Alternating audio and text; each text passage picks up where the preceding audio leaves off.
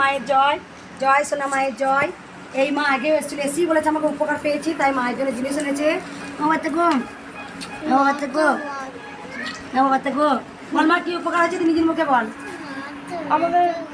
আমার ছেলে আর আমার দুজনেরই চোখের একটু সমস্যা হয়েছিল, তো আমি ঠাকুরের কাছে বলেছিলাম, মায়ের কাছে, তো তারপরে আমাদের কিছুদিনের মধ্যে ঠিক হয়ে গেছে।